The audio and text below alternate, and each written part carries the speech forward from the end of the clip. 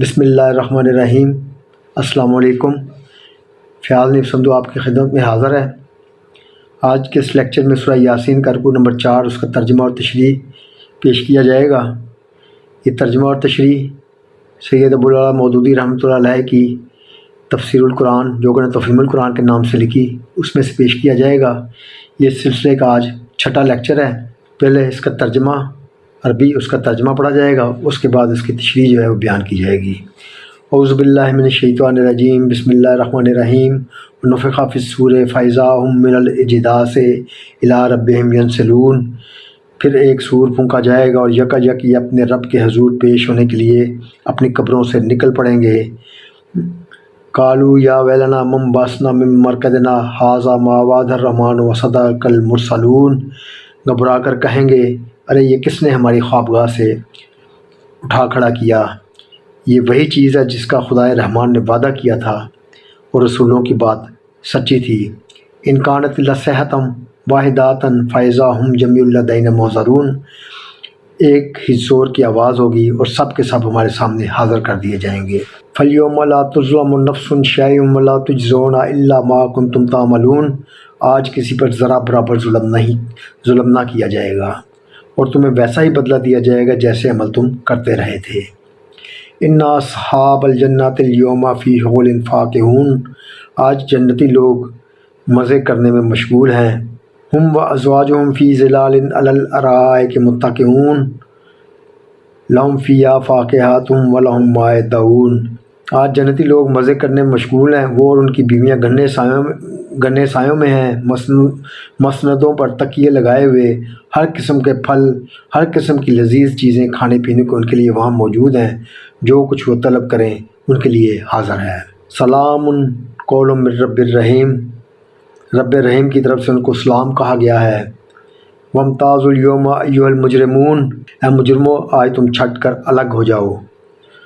الم اعہد علیکم یا بنی آدم اللہ تعبدوا الشیطان انہ لکم عدو مبین وان اعبدونی ھذا صراط مستقیم۔ آدم کے بچوں، کیا میں نے تم کو ہدایت نہ کی تھی کہ شیطان کی بندگی نہ کرو؟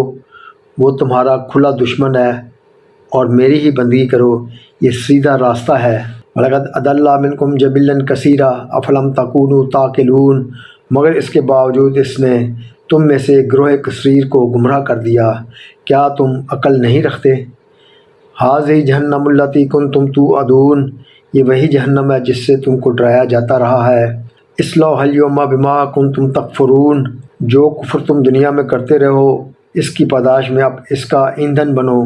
اليوم نختم على افواہہم وتکلمنا ایدیہم وتشہد ارجلہم بما كانوا یکسبون۔ آج ہم ان کے منہ بند کیے دیتے ہیں، ان کے ہاتھ ہم سے بولیں گے، ان کے پاؤں گواہی دیں گے کہ دنیا میں کیا کمائی کرتے رہے ہیں۔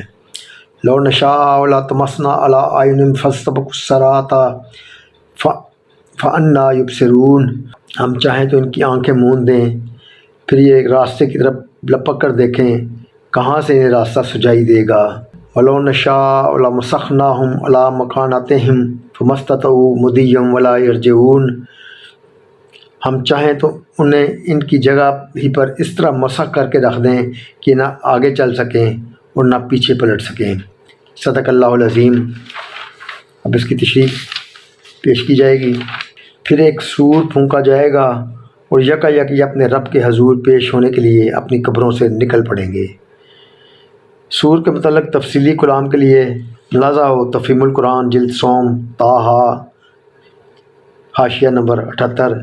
پہلے سور اور دوسرے سور کے درمیان کتنا فاصلہ ہوگا اس کے متعلق کوئی معلومات ہمیں حاصل نہیں ہے۔ ہو سکتا ہے کہ یہ زمانہ سینکڑوں اور ہزاروں برس طویل ہو۔ حدیث میں حضرت ابو ہریرہ رضی اللہ تعالیٰ عنہ کی روایت ہے کہ حضور صلی اللہ علیہ وسلم نے فرمایا، اسرافیل سور منہ پر رکھے عرش کی طرف دیکھ رہے ہیں اور منتظر ہیں کہ کب پھونک مارنے کا حکم ہوتا ہے۔ یہ سور 3 مرتبہ پھونکا جائے گا۔ پہلا نفخۃ الفزع، جو زمین و آسمان کی ساری مخلوق کو سہما دے گا یعنی ڈرا دے گا۔ دوسرا نفخۃ الصاعق، جسے سنتے ہی سب لوگ ہلاک ہو کر گر جائیں گے۔ پھر اللہ وحدہ اللہ واحد الصمد کے علاوہ سوا کوئی باقی نہ رہے گا، تو زمین بدل کر کچھ سے کچھ کر دی جائے گی اور اسے ایسا سپاٹ کر دیا جائے گا کہ اس میں کوئی ذرا سی سلوٹ تک نہ رہے گی۔ پھر اللہ اپنی خلق کو بس ایک جھٹکی دے گا، جسے سنتے ہی ہر شخص جس جگہ مر کر گرا تھا اسی جگہ وہ اس بدلی ہوئی زمین پر اٹھ کھڑا ہوگا۔ اور یہی نفخۃ القیام مر رب العالمین۔ اسی مضمون کی تائید قرآن مجید کے متعدد اشارات سے ہوتی ہے۔ مثال کے طور پر ملاحظہ و تفہیم القرآن جلد دوم سورہ ابراہیم حاشیہ 56 اور 57، جلد سوم سورہ طٰہٰ حاشیہ نمبر 83 اور 84۔ پھر ایک سور پھونکا جائے گا اور یکا اپنے رب کے حضور پیش ہونے کے لیے اپنی قبروں سے نکل پڑیں گے، گھبرا کر کہیں گے، ارے یہ کس نے ہماری خوابگاہ سے اٹھا کھڑا کیا؟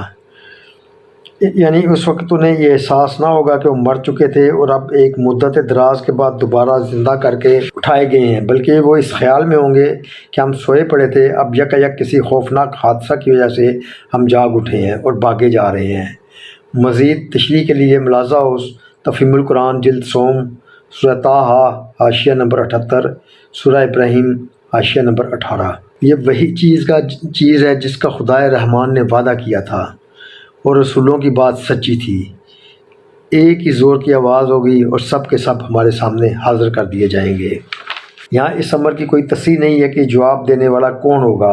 ہو سکتا ہے کچھ دیر بعد انہی لوگوں کی سمجھ میں معاملہ کی اصل حقیقت آ جائے اور آپ ہی اپنے دلوں میں کہیں کہ آئے ہماری کم بختی، یہ تو وہی چیز ہے جس کی خبر خدا کے رسول ہمیں دیتے تھے اور ہم اسے جھٹلایا کرتے تھے۔ یہ بھی ہو سکتا ہے کہ اہل ایمان کی غلط فہمی رفع کریں اور ان کو بتائیں کہ یہ خواب سے بیداری نہیں بلکہ موت کے بعد دوسری زندگی ہے۔ اور یہ بھی ہو سکتا ہے کہ یہ جواب قیامت کا پورا ماحول ان کو دے رہا ہو یا فرشتے ان کو حقیقت حال سے مطلع کریں۔ آج کسی پر ذرا برابر ظلم نہ کیا جائے گا اور تمہیں ویسا ہی بدلہ دیا جائے گا جیسے عمل تم کرتے رہے تھے۔ یہ وہ خطاب ہے جو اللہ تعالیٰ کفار مشرکین اور فساق و مجرمین سے اس وقت فرمائے گا جب ان کے سامنے حاضر کیے جائیں گے کہ آج کسی پر ذرا برابر ظلم نہ کیا جائے گا اور تمہیں ویسا ہی بدلہ دیا جائے گا جیسے عمل تم کرتے رہے تھے۔ آج جنتی لوگ مزے کرنے میں مشغول ہیں۔ اس کلام کو سمجھنے کے لیے یہ بات ذہن نشین رہنی چاہیے کہ اہل ایمان میدان حشر میں روک کر نہیں رکھے جائیں گے، بلکہ ابتدائی میں ان کو بلا حساب یا ہلکی حساب فہمی کے بعد جنت میں بھیج دیا جائے گا، کیونکہ ان کا ریکارڈ صاف ہوگا اور انہیں دوران عدالت انتظار کی تکلیف دینے کی کوئی ضرورت نہ ہوگی۔ اس لیے اللہ تعالیٰ میدان حشر میں جواب دہی کرنے والے مجرموں کو بتائے گا کہ دیکھو، جن سارے لوگوں کو تم دنیا میں بے وقوف سمجھ کر ان کا مذاق اڑاتے تھے وہ اپنی عقل مندی کی بدولت آج جنت کے مزے لوٹ رہے ہیں، اور تم جو اپنے آپ کو بڑا زیرک و فرزانہ سمجھ رہے تھے یہاں کھڑے اپنے جرائم کی جواب دہی کر رہے ہو۔ آج جنتی لوگ مزے کرنے مشغول ہیں، وہ اور ان کی بیویاں گھنے سایوں میں ہیں، مسندوں پر تکیے لگائے ہوئے، ہر قسم کی لذیذ چیزیں کھانے پینے کے لیے ان کے لیے وہاں موجود ہیں، جو کچھ وہ طلب کریں ان کے لیے حاضر ہے۔ رب رحیم کی طرف سے ان کو سلام کہا گیا ہے، اور اے مجرموں آج تم چھٹ کر الگ ہو جاؤ۔ اس کے دو مفہوم ہو سکتے ہیں، ایک یہ کہ مومنین صالحین سے الگ ہو جاؤ، کیونکہ دنیا میں چاہے تم ان کی قوم اور ان کے کنبے اور برادری کے لوگ رہے ہو، مگر یہاں اب تمہارا ان کا کوئی رشتہ باقی نہیں ہے۔ اور دوسرا مفہوم یہ ہے کہ تم آپس میں الگ ہو جاؤ، اب تمہارا کوئی جتھا قائم نہیں رہ سکتا، تمہاری سب پارٹیاں توڑ دی گئیں، تمہارے تمام رشتے اور تعلقات کاٹ دیے گئے، تم میں سے ایک شخص کو اب تنہا اپنی ذاتی حیثیت میں اپنے اعمال کی جواب دہی کرنی ہوگی۔ آدم کے بچوں، کیا میں نے تم کو ہدایت نہ کی تھی کہ شیطان کی بندگی نہ کرو؟ وہ تمہارا کھلا دشمن ہے۔ یہاں پر لا تعبدوا الشیطان کہ شیطان کی عبادت نہ کرو، یعنی شیطان کی اطاعت کرنے کو اس کی عبادت سے تشبیہ دی گئی ہے، اس کی عبادت کہا گیا ہے کہ اللہ تعالیٰ نے عبادت کو اطاعت کے معنی میں استعمال فرمایا ہے۔ اس سے پہلے تفہیم القرآن میں متعدد مقامات پر اس مضمون کی تشریح ہو چکی ہے۔ امام راضی نے اپنی تفسیر کبیر میں لکھتے ہیں لا تعبدوا الشیطان کہ معنی ہے اس کی اطاعت نہ کرو، یعنی اس کی بندگی نہ کرو شیطان کی۔ آدم کے بچوں، کیا میں نے تم کو ہدایت نہ کی تھی کہ شیطان کی بندگی نہ کرو؟ وہ تمہارا کھلا دشمن ہے اور میری ہی بندگی کرو، یہ سیدھا راستہ ہے۔ مگر اس کے باوجود اس نے تم میں سے ایک گروہ کثیر کو گمراہ کر دیا۔ کیا تم عقل نہیں رکھتے تھے؟ یعنی اگر تم عقل سے محروم رکھے گئے ہوتے اور پھر اپنے رب کو چھوڑ کر اپنے دشمن کی بندگی کرتے تو تمہارے لیے عذر کی کوئی گنجائش تھی، لیکن تمہارے پاس تو خدا کی دی ہوئی عقل موجود تھی جس سے تم اپنی دنیا کے سارے کام چلا رہے تھے، اور تمہیں خدا نے اپنے پیغمبروں کے ذریعے سے متنبع بھی کر دیا تھا۔ اس پر بھی جب تم اپنے دشمن کے فریب میں آئے اور وہ تمہیں گمراہ کرنے میں کامیاب ہو گیا تو اپنی اس حماقت کی ذمہ داری سے تم کسی طرح بری نہیں ہو سکتے۔ وہی جہنم ہے جس سے تم کو ڈرایا جاتا رہا تھا۔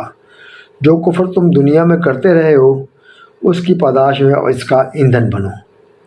آج ہم ان کے منہ بند کیے دیتے ہیں، ان کے ہاتھ ہم سے بولیں گے اور ان کے پاؤں گواہی دیں گے کہ دنیا میں کیا کمائی کرتے رہے ہیں۔ یہ حکم ان کٹر مجرموں کے معاملہ میں دیا جائے گا جو اپنے جرائم کا اقبال کرنے سے انکار کریں گے، گواہیوں کو بھی جھٹلا دیں گے اور نامہ اعمال کی صحت بھی تسلیم نہ کریں گے۔ تب اللہ تعالیٰ حکم دے گا کہ اچھا اپنی بکواس بند کرو اور دیکھو تمہارے اپنے اعضائے بدن تمہارے کرتوتوں کی کیا رودات سناتے ہیں۔ اس سلسلے میں یہاں صرف ہاتھوں اور پاؤں کی شہادت کا ذکر فرمایا گیا ہے، مگر دوسرے مقامات پر بتایا گیا ہے کہ ان کی آنکھیں، ان کے کان، ان کی زبانیں، ان کے جسم کی کھالیں بھی پوری داستان سنا دیں گی کہ وہ ان سے کیا کام لیتے رہے ہیں۔ یوم تشہد علیہم السناتہم وایدیہم وارجلہم بما کانوا یعملون، سورہ نور آیت نمبر 24۔ حتیٰ اذا ما جاؤہا شاہد علیہم سمعہم وابصارہم وجلودہم بما کانوا یعملون، حامیم سجدہ آیت نمبر 20۔ یہاں یہ سوال پیدا ہوتا ہے کہ ایک طرف تو اللہ تعالیٰ فرماتا ہے کہ ہم ان کے منہ بند کر دیں گے، اور دوسری طرف سورہ نور کی آیت میں فرماتا ہے کہ ان کی زبانیں گواہی دیں گی۔ ان دونوں باتوں میں کیا تطابق کیسے ہو گئے، یعنی کہ آپس میں ان دونوں باتوں میں کیسے مسابقت جو ہے اس میں کیسے پائی جائے گی؟ اس کا جواب یہ ہے کہ منہ بند کر دینے سے مراد ان کا اختیار کلام سلب کر لینا ہے، یعنی اس کے بعد وہ اپنی زبان سے اپنی مرضی کے مطابق بات نہ کر سکیں گے۔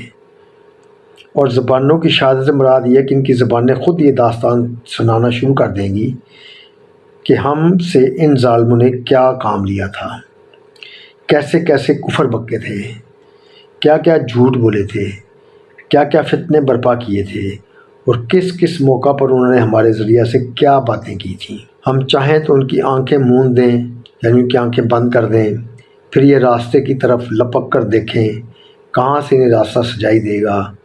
ہم چاہیں تو انہیں ان کی جگہ ہی پر اس طرح مسخ کر کے رکھ دیں کہ نہ آگے چل سکیں نہ پیچھے پلٹ سکیں۔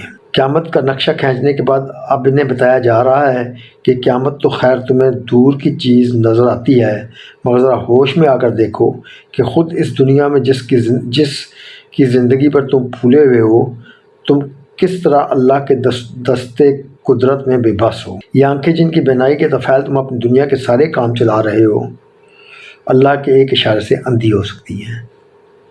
یہ ٹانگیں جن کے بل پر تم ساری دوڑ دھوپ دکھا رہے ہو، اللہ کے ایک حکم سے ان پر اچانک فالج گر سکتا ہے۔ جب تک اللہ کی دی ہوئی یہ طاقتیں کام کرتی رہتی ہیں تم اپنے خودی کے ذام میں مدہوش رہتے ہو، مگر جب ان میں سے کوئی ایک طاقت بھی جواب دے جاتی ہے تو تمہیں معلوم ہو جاتا ہے کہ تمہاری بساط کتنی ہے۔